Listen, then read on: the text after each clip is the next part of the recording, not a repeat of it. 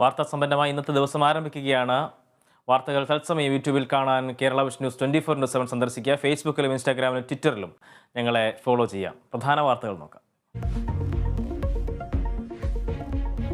കിഴക്കൻ ജെറുസലേമിലെ ജൂത ആരാധനാലയത്തിൽ വെടിവെപ്പ്. 7 പേർ കൊല്ലപ്പെട്ടു, 10 പേർക്ക് പരിക്ക്. അക്രമിയെ പോലീസ് വെടിവെച്ചു. വെടിവെപ്പ് പലസ്തീൻ അഭയാർത്ഥി ക്യാമ്പിലെ ഇസ്രായേൽ ആക്രമണത്തിന് പിന്നാലെ.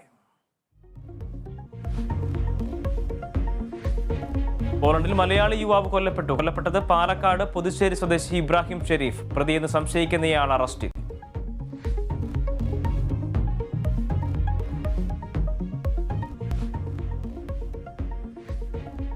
ഭാരത് ജോഡോ യാത്ര ഇന്ന് പുനരാരംഭിക്കും. തീരുമാനം സുരക്ഷാ ഉറപ്പ് നൽകിയതിന് പിന്നാലെ അവന്തിപുരിൽ നിന്നും ആരംഭിക്കുന്ന യാത്രയിൽ മെഹബൂബ മുഫ്തി പങ്കെടുക്കും.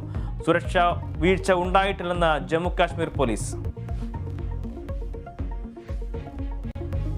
ഷാർജ കോഴിക്കോട് എയർ ഇന്ത്യ വിമാനം തിരിച്ചിറക്കി. യാത്ര ആരംഭിച്ച 1 മണിക്കൂറിന് ശേഷം വിമാനം തിരിച്ചിറക്കിയത് സാങ്കേതിക തകരാറിനെ തുടർന്ന്.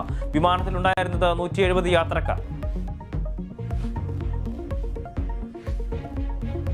ഇടുക്കി BL ഡാമിൽ വീണ്ടും കാട്ടാന ആക്രമണം. ഒരു വീട് ഭാഗികമായി തകർത്തു.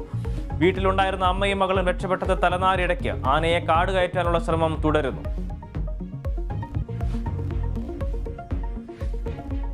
ന്യൂസിലാൻഡിനെതിരായ ആദ്യ 2020-ൽ ഇന്ത്യക്ക് തോൽവി. കിവീസ് ഇന്ത്യയെ പരാജയപ്പെടുത്തിയത് 21 റൺസിന്. സൂര്യകുമാറിന്റെയും വാഷിംഗ്ടൺ സുന്ദറിന്റെയും പോരാട്ടം വിഫലം. പരമ്പരയിൽ കിവീസ് 1-0 മുന്നിൽ.